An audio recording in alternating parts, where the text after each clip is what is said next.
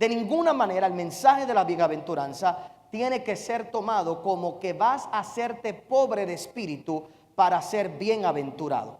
No es hazte pobre para que seas bienaventurado. La bienaventuranza no tiene nada que ver con el hacer, tienen que ver con el ser.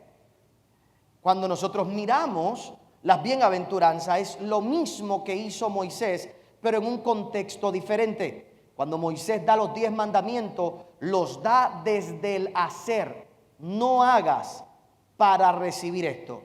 No hagas desde el hacer, porque eso era la ley.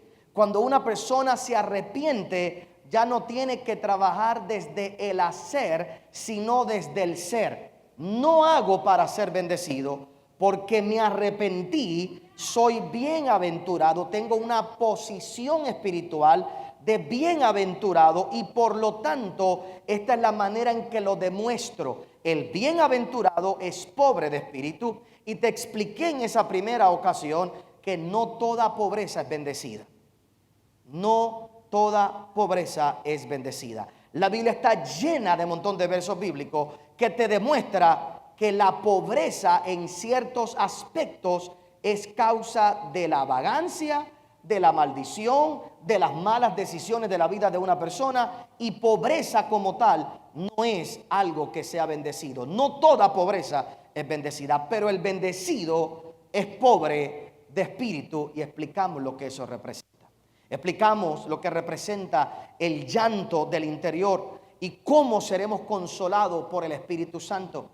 El llanto que quiero recordar nosotros como líder, cuando una persona es bendecida, cuando tiene una posición que reconoce lo que Dios ha hecho en su vida, definitivamente desde esa posición vemos la condición del mundo a nuestro alrededor y no nos queda más remedio que sentir en nuestro interior el dolor de poder ver que yo veo lo que otros no ven y por lo tanto no experimentan lo que yo experimento. Y el llanto que recibo es la tristeza de no poder quizás yo hacer por otros lo que Dios ha hecho por mí, porque ellos necesitan tener la misma experiencia que yo tengo. Si hay algo en el día de hoy que yo quisiera que como iglesia nos definiera a nosotros los de Fuente de Agua Viva, es esto que te quiero mostrar en el día de hoy: el ser gente mansa. Y que seamos gente ecuánime, gente mansa, gente que tengamos el poder y la autoridad que Dios nos ha dado totalmente sujetada y controlada. Que realmente podamos nosotros ser la diferencia en el mundo que no tiene ningún tipo de control de sus emociones. Y que podamos vivir con esa capacidad de caminar en un mundo lleno de caos, lleno de provocación, y que seamos como madera mojada, que no la prenden fácilmente. Que en ese sentido, que cuando llega la provocación a nuestras vidas, de un lado para otro, podamos tener la capacidad de mantener nuestro espíritu en mansedumbre, sabiendo quiénes somos, sabiendo en quién hemos creído, confiando en el Dios al que nosotros le servimos y sabiendo que pudiendo hacer cosas, decidimos no hacerlo porque no es lo correcto en ese momento. Si algo quiero yo que sea la gente de Fuente de Agua Viva, es que no sea gente emocional. Yo quiero vivir con cristianos a mi alrededor, que podamos sentarnos y hablar, dejar las emociones a un lado, que no nos provoquen fácilmente para cualquier cosa, que no salgamos con rabascaná a decir cualquier tontería porque alguien dijo cualquier cosa y yo diga y ahí es que perdemos. Por eso es que el Señor dice: bienaventurados los mansos de espíritu, porque ellos recibirán la tierra por heredad. En otras palabras, lo que otros quieren conquistar, los mansos lo heredamos. Los mansos se le entrega, a los mansos se le da, porque a la gente que es mansa se le da la capacidad y la oportunidad para gobernar, porque tú no puedes poner una persona emocional en el poder, porque con ese poder puede destruir cualquier cosa. Es bien interesante. Hace muchos años atrás vi una serie que me impactó muchísimo. Una serie, en aquellos tiempos no había Netflix, en aquellos tiempos había que DVD para los jovencitos, una cosita redonda. Usted pone en una máquina que se la traga y entonces tiene que poner un cable y se conecta en el televisor. Entonces, y recuerdo que compré esa serie, vivía en aquel tiempo en los Estados Unidos. Compramos esa serie, mi esposa y yo, porque nos pareció curiosa. Y dentro de la serie hubo un momento muy interesante que me ayudó a entender lo que es verdaderamente el poder y saber controlar el poder. Porque mansedumbre es, cuando hablamos de manso, la mejor manera que podemos expresarlo es como un animal que tenemos bajo control domesticado. Es como el perrito que tú lo tienes, que es que manso. Sabes que tiene todos los bríos, toda la fuerza y que a la orden que tú le des puede salir corriendo y hacer lo que sea. Pero tú lo tienes domesticado, lo tienes manso, lo tienes bajo control. Y recuerdo en un momento dado donde el presidente de los Estados Unidos en la serie tiene a su doctor personal que lo está chequeando, verificando y acaba de recibir la orden de salir a otro lugar, a otro país. Y tiene que ir a entrar en un conflicto. Y cuando va a salir, el presidente le dice, no te tienes que ir, yo te puedo dar la dispensa para que no vayas. Y el soldado le dice, es mi deber salir y pelear. Y no aceptó la dispensa del presidente. Así que se monta en ese avión y el avión lo destruyen.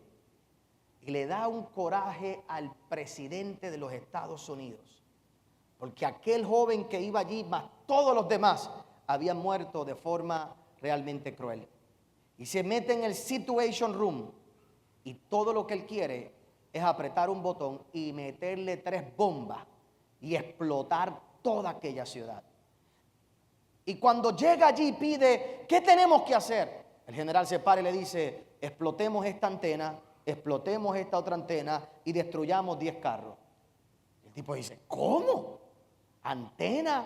¿Carro? Una base por todas esas vidas. Y el hombre se pone furioso y su amigo lo saca aparte y le habla y le dice, tú puedes hacer lo que te da la gana, pero quiero que entiendas que serás juzgado no por el poder que hiciste o lo que liberaste, sino por cómo tú usas el poder proporcionalmente, cómo tú mides el poder que vas a usar. Y él tiene que entrar otra vez al Situation Room y decir, explota una antena, explota 2 de una vez. Pero tiene que poner bajo control la ira, porque aunque puede hacer lo que le da la gana, el hecho de que tú tienes el poder para hacer lo que tú quieras, no te da el derecho de usarlo de esa forma. Y lamentablemente, a veces, a los cristianos se nos olvida eso. Y tú no le puedes dar tanto poder y tanta autoridad a una persona que no va a saber manejarlo. Entonces, ¿cuál sería el balance? Vamos a tener que descubrirlo poco a poco en el espíritu. ¿A qué balance me refiero? Porque también no puedes tener a alguien que no esté dispuesto a usar el poder cuando necesita usarlo. Y que no sepa usar el poder cuando necesita usarlo. En otras palabras, ser manso no quiere decir ser blandengue. Ser manso quiere decir saber el poder que tengo y saber usarlo en el momento que tengo que usarlo. Y no usarlo más allá de lo que debo usarlo. Saber cuál es mi autoridad y hasta dónde puedo llegar. Pero no todo el mundo lo puede entender. Y ahí es donde quiero ir por unos minutos en el día de hoy. Cuando miramos la mansedumbre, es un fruto del Espíritu, es parte del fruto del Espíritu, viene del interior del hombre, viene de esa condición de relación de Dios con el hombre o del hombre con Dios, donde nuestra confianza realmente está puesta en la persona del Espíritu Santo. Y la mansedumbre se manifiesta en 2 direcciones. La mansedumbre se manifiesta hacia los demás, en mi trato hacia los demás, Pero ese no es el grado más grande de mansedumbre. El grado de mansedumbre más grande es el grado de mansedumbre que yo expreso hacia la persona de Dios. Cuando yo miro la palabra de Dios, mansedumbre sí es no salir con malas crianzas a otro. Mansedumbre no es salir con coraje, con rabascanarse a otra persona, no permitir que el temperamento se me vuele de un momento a otro. Eso sí, definitivamente es parte de lo que es mi capacidad de yo mantenerme en control en medio de todas las cosas y que la gente que está a mi alrededor de ninguna manera me saque de mis casillas. Pero al mismo tiempo es mi reacción a lo que Dios está haciendo en mi vida. Cuando miramos la palabra del Señor, veamos esto en estas dimensiones para llevarte algo, me parece que profundo en un momento. Mira lo que dice Números capítulo 12, el verso 1 al verso 3. María y Aarón hablaron contra Moisés a causa de la mujer cusita que había tomado. ¿Por qué la había tomado? Mujer cusita. Mujer cusita quiere decir que era una mujer morena. Entonces parece que Aarón y María eran medio racistas. Pero a Moisés le gustaba la morena y la morena tenía tumbado y a él le gustó y se casó con una morena. No sé por qué la gente se mete en lo que no le importa. Entonces comenzaron a hablar de ella y comenzaron a hablar mal de Moisés, porque la gente siempre va a buscar algo para hablar mal del líder como quiera. No quieren estar en la posición de liderato porque no quieren tomar decisiones difíciles, pero hablan de lo que todos los líderes hacen. Y cualquier cosa la critican. Entonces mira lo que pasa. Dice la Biblia en el verso 2, y dijeron, solamente por Moisés ha hablado Jehová. Comienzan a cuestionar, ¿no ha hablado también por nosotros? Y lo oyó Jehová. Y aquel varón Moisés era muy manso, más que todos los hombres que había sobre la tierra. Mira qué cosa poderosa. Moisés fue un hombre manso más que todos. Eventualmente su frustración llegó a un grado que lo llevó a golpear la peña y la mansedumbre se le fue y no heredó la tierra prometida. Eventualmente el temperamento de coraje con la gente lo llevó hasta el punto de golpear la roca que no pudo heredar la tierra, aunque él debía haber heredado la tierra.